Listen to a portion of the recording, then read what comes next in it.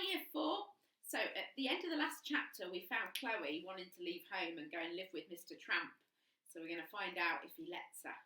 So, we're going to read chapters 23 and 24 together now. And chapter 23 is called Plastic Snowman. I'm sorry, Mrs. Chloe, but you can't possibly come with me, said Mr. Stink as they stood in the driveway. Why not? Protested Chloe. For a million different reasons. Name one. It's too cold. I don't mind the cold. Well, said Mr. Stink, living on the streets is far too dangerous for a young girl like you. I'm nearly 13. It's very important that you don't miss school. I hate school, said Chloe. Please, please, please, Mr. Stink, let me come with you and the Duchess. I want to be a wanderer like you. You must think about this properly for a moment, child, said Mr. Stink. What on earth is your mother going to say? I don't care, snapped Chloe. I hate her anyway. I've told you before, you mustn't say that. But it's true. Oh, Mr. Stink sighed. Your mind is made up then, is it? 100%. Well, in that case, I'd better go and talk to your mother for you. Chloe grinned. This was super brilliant amazing. It was really going to happen. She was going to be free at last. No more being sent to bed early. No more maths homework. No more wearing yellow frilly dresses that made her look like a quality street. Chloe was 100 times more excited than she had ever been in her life. She and Mr. Stink were going to wander the world together, eating sausages for breakfast, lunch and dinner, having baths in ponds and emptying Starbucks wherever they went. Thanks so much, Mr. Stink, she said, as she put her key in the lock for the last time. As Chloe raced excitedly around her room, throwing clothes and the chocolate bar she had hidden under her bed into her bag, she could hear faint voices in the downstairs kitchen. Mother won't care, thought Chloe. She'll hardly miss me anyway. The only person she cares about is Annabelle. Chloe looked round her little pink room. Strangely, she felt a tinge of fondness for it now that she was leaving. And she was going to miss Dad and, of course, Annabelle and even Elizabeth the cat. But a new life was calling her, a life of mystery and adventure, a life of making up bedtime stories about vampires and zombies, a life of burping in the faces of bullies. Just then, there was a little gentle knock on the door. I'm just coming, Mr. Stink, Chloe called out as she threw the last ornamental owl into her bag. The door slowly opened. Chloe turned around and gasped. It wasn't Mr. Stink. It was Mother. She stood in the corridor, her eyes red from crying. A tear was running down her cheek, and a little plastic snowman dangled incongruously above her head. My darling Chloe, she spluttered. Mr. Stink just told me you wanted to leave home. Please, I beg you, don't go. Chloe had never seen Mother looking so sad. Suddenly she felt a little guilty. I thought you wouldn't mind, she said. Mind? I couldn't bear it if you left, Mother started sobbing now. This was so unlike her. It was as if Chloe was looking at another person entirely. What did Mr. Stink say to you? She asked. The old man gave me a good talking to, said Mother. Said how unhappy you've been at home, how I had to work at being a better mother. He told me how he'd lost his own family, and if I wasn't careful, I was going to lose you. I felt so ashamed. I know we haven't always seen eye to eye on things, Chloe, but I do love you, I really do. Chloe was horrified. She thought Mr. Stink was going to ask if she could go with him, but instead it made Mother cry. She was furious at him. This wasn't the plan at all. Just then, Mr. Stink appeared solemnly in the doorway. He stood a pace behind Mother. I'm sorry, Chloe, he ventured. I hope you can forgive me. Why did you say what you did? She asked angrily. I thought we were going to wander the world together. Mr. Stink smiled kindly. Maybe one day you'll wander the world on your own, he said.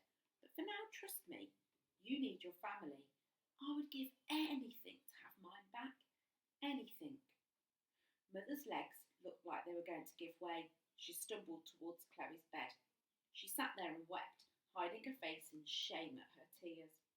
Chloe looked at Mr. Stink silently for a long time. Deep down, she knew she was right. "Of course I forgive you," she said to him finally, and he smiled that eye-twinkling smile of his. And then she softly sat down next to her mother and put an arm around her. "And I love you too, Mum, very much." Chapter 24. Yuckety yuck yuck. It was well into the night on Christmas Eve now, and down in the living room Dad waved a large festive assortment tin under Mr. Stink's nose. "Would you like a biscuit?" he asked. Dad had already scoffed quite a few, having been hiding in the room under the stairs again all day, with only a couple of slices of dry bread to keep him going. Mr. Stink eyed the contents of the tin with disgust. "You got any old stale ones?" he asked. "Maybe with just a hint of mould?" "I don't think so, sorry," replied Dad. "No, thank you then," said Mr. Stink. He patted the Duchess, who was sitting on his lap, trading evil looks across the coffee table with Elizabeth. The family cat was bundled up in a towel on Annabel's lap, still recovering from her swim. "Never mind about the biscuit," said Annabel. "I want to know what you said to the Prime Minister's offer." Chloe told him to stick it up his... "We told him he wasn't interested," interjected Chloe hastily. "Or maybe you can still stand to be the local MP then, Mum?" "Oh no, I don't want to," said Mum. "Not after I humiliated myself on television." "But now you've met Mr. Stink and seen how other people live their lives, you could try to make things better for people," suggested Chloe. "Well, perhaps I could try and stand again at the next election," said Mother, "although I will have to change my policies, especially the one about the homeless. I'm so sorry I got it so wrong." "And the one about the unemployed, eh, Dad?" said Chloe. "What's this?" said Mother. "Thank you, Chloe," said Dad sarcastically. "Well, I didn't want to tell you, but the car factory looks like it's going to close soon, and it had to let most of us go." "So you are?" asked Mother, incredulous. "Unemployed, yes, or doll scum, as you might say. I was too scared to tell you, so I've been hiding in the room under the stairs for the last month." "What do you mean you were too scared to tell me? I love you, and I always will, whether you've got a job at the stupid car factory or not." Dad put his arm around her, and she nuzzled up her head to meet his lips with hers. Chloe and Annabel looked on with a mixture of pride and embarrassment. Your parents kissing? Nice, but somehow yuck. Snogging? Even worse. Yuckety yuck yuck. "I would go back to being in a rock band, but you put my guitar on the bonfire," said Dad with a chuckle. "Don't," said Mum. "I still feel so bad about that. I fell for you like a ton of bricks when I first saw you on stage with the band. That's why I married you. But when the album didn't sell, I could see how upset you were, and I couldn't bear it. I thought I was trying to help you move on with your life, but now I realise all I did was crush your dreams, and that's why I don't want to make the same mistake twice." She got up and started searching in the bottom drawer of the sideboard where she kept her secret stash of Bendix chocolate mints. "I'm so sorry I tore up your story, Chloe."